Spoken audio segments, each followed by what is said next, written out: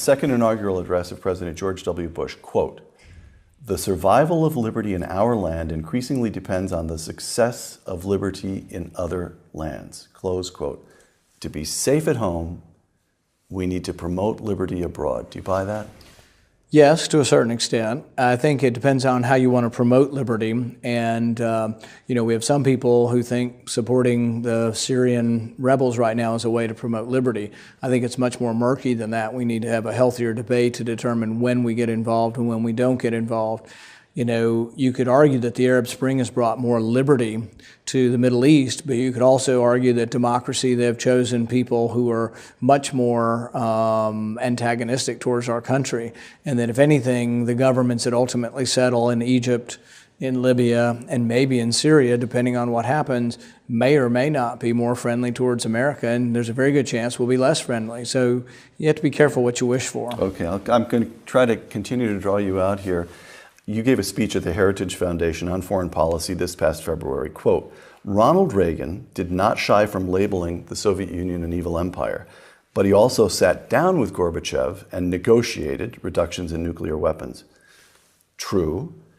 Of course, Reagan sat down with Mikhail Gorbachev after the biggest military buildup in our history, a 600-ship Navy, arming freedom fighters in Central America and Afghanistan, and initiating the Strategic Defense Initiative. So Reagan uses rhetoric and he uses diplomacy, but boy, did he also use power, right?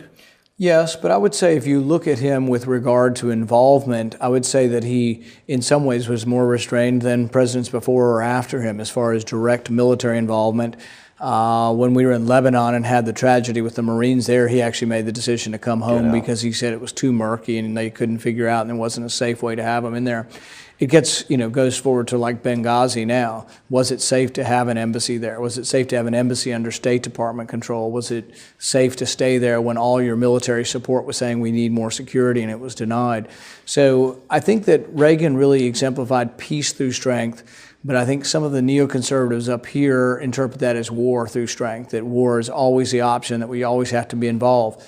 But consequently, they get caught up in a lot of contradictions. So, for example, many of the people who wanted to arm the Libyan rebels also wanted to arm Gaddafi the year before. Now many of them want to arm the Syrian rebels who are allied with al-Qaeda against Assad, who is also allied with the Christians. So it's really a murky situation you have in Syria, and I'm not sure it's a good idea. So your heroes as chief executives would be Ronald Reagan, who uses a great deal of force, but rhetoric and diplomacy, and is very careful about actually using force, or maybe Dwight Eisenhower, who ends the war in Korea 6 weeks into his presidency, and then throughout the rest of his presidency, there's only one direct engagement in Lebanon. I think Eisenhower's been underappreciated. And one of his quotes that I love is that he says, "I hate war like only a soldier who's lived it can." Right. The stupidity, the banality, the futility. So, Iraq, was it a mistake to go in the first place? Yes. It was in the first place. Okay. Not with Afghanistan. I was supportive of going into Afghanistan, but even Afghanistan now, the mission's been lost, and we've gotten bin Laden, we've disrupted the Taliban, and after 10 years, if we haven't trained the Afghan army, we're not going to. But I would say there's a good analogy in Afghanistan as to why Syria is such a mistake. After 10 years of being in Afghanistan, it's a fairly stable, it's like we can pick people to be in the military on the Afghan side and we train them.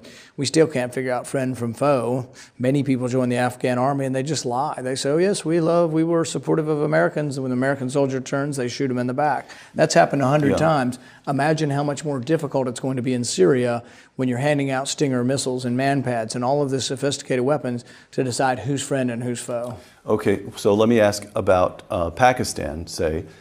We've got the drone program going on. They're killing bad guys. There's collateral damage, horrible phrase for meaning deaths to civilians. Right. That requires, as I understand it, that requires a presence on the ground to develop our own intelligence separate from what the Pakistanis tell us.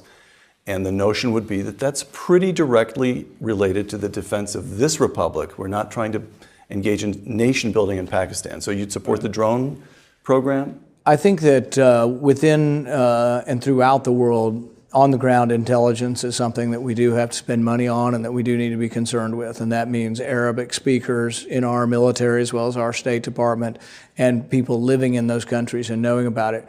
Pakistan is probably one of the most worrisome places in the world. There's a significant amount of hatred for America there. But I don't see giving $2 billion a year directly to the Pakistan government. They're imprisoning really the best informant we ever had, maybe, or one of the betters, Shakil Afridi, who helped us get information on bin Laden.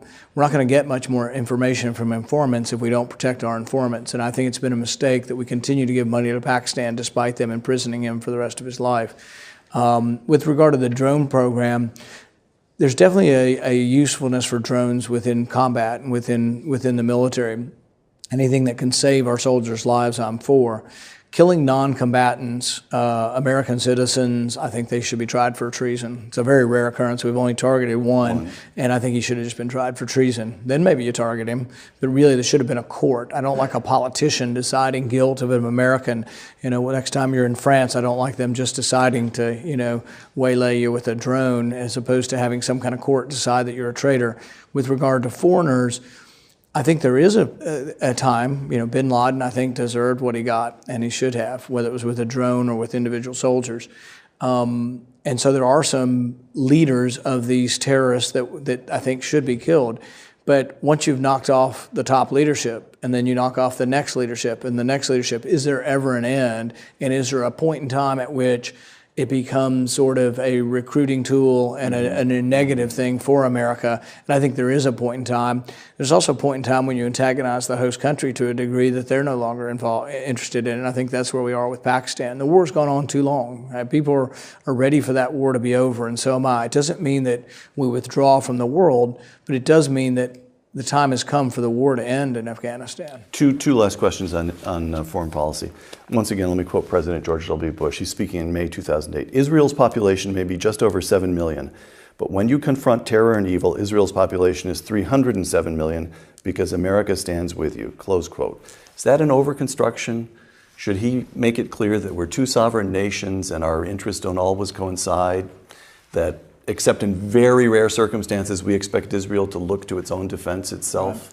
Well, I think it is accepted in border skirmishes and this and that Israel will act in their own self-defense, and that doesn't always involve the U.S. But I think it also is a useful thing to be known that we are an ally of Israel and that an attack on Israel will be something that we will respond to. And the last question, in your March budget, you brought down military spending, but not a lot, actually. You called for a military budget, as I recall, of about $580 billion. In other words, we actually got rid of the sequester in our budget and allowed the military budget to grow above what the sequester level were by cutting significantly other programs. So it would be a misunderstanding of Rand Paul to say, oh, he just wants to bring everybody home. You actually call for a Pentagon, a defense establishment that remains more powerful and better funded than the next X number of countries put together, correct? Right. There's 14 countries combined. The next 14 countries combined equal our budget.